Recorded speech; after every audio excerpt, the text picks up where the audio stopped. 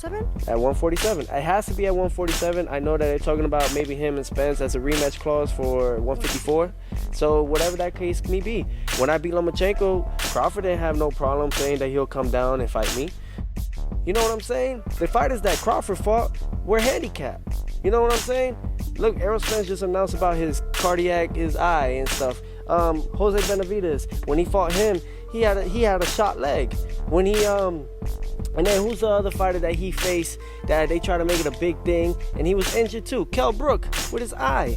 So every fighter that Crawford has faced throughout the 147 division, whether it looks good on paper, they've been injured.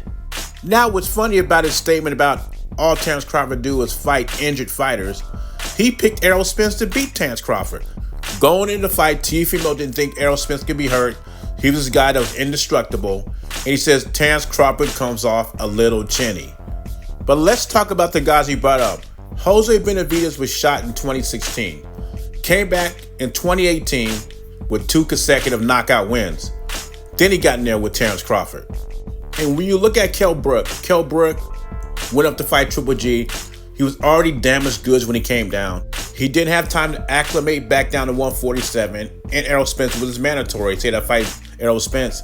And he was doing very well in that fight until Spence broke the other orbital bone.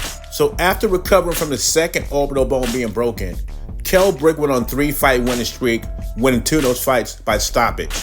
Got in there with Terence Crawford, and some people were picking Kell Brook to pull the upset because he did so well against Errol Spence. But he got destroyed by the Omaha Monster. And then we go to the Errol Spence fight. And you know how that goes. That was supposed to be the 50-50 fight. It's supposed to be Leonard and Hearns 2023. But it turned into the Las Vegas Massacre. All these excuses come out. Spence weight drain. He needed cataract surgery. Terence Crawford on PEDs. And the list goes on. And the bad part about it is Teofimo picked Errol Spence to win that fight. And I do not remember Terence Crawford calling him out. If someone got the link to that, or can send me to the place so I can see him calling Teofimo out, because I never seen it, I think he's making that up. And even if they are handicapped fighters, he's beating what's in front of him. You lost to Kambosos. And just like Spence, you made up excuses why you lost. And on top of that, you're making demands that a Crawford fight you, it has to be at 147. You want to fight Crawford, we got 240-pound champions, legit champions in your division you don't want to fight. You have Subriel Matias and you have Devin Haney. There's plenty of smoke at 140. Another thing I don't get, Boots and Teofimo, they say Crawford's resume is garbage. Teofimo says he fights handicapped fighters, but he says he wants to fight the best. That's why you want to fight Terence Crawford. Now, how can you be the best if you fight a bunch of handicapped fighters? You can't have it both ways.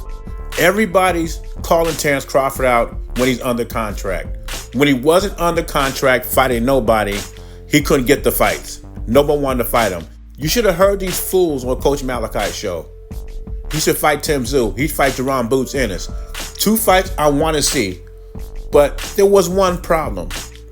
Terence Crawford is still under contract to fight Errol Spence, which means he can't fight anybody. And nobody on YouTube knows the details of that contract. So to me, Boots had a couple opportunities to fight Terence Crawford, and Teofimo did not start calling him out till he was under contract. So that's clout chasing. And let me reiterate, I like Teofimo as a fighter, but right now, he's clout chasing. Because if we're going by his logic, he only fights handicapped fighters. Terence Crawford is no better than Deontay Wilder. Leave your thoughts or comments below. Jay Beezy, I'm gone.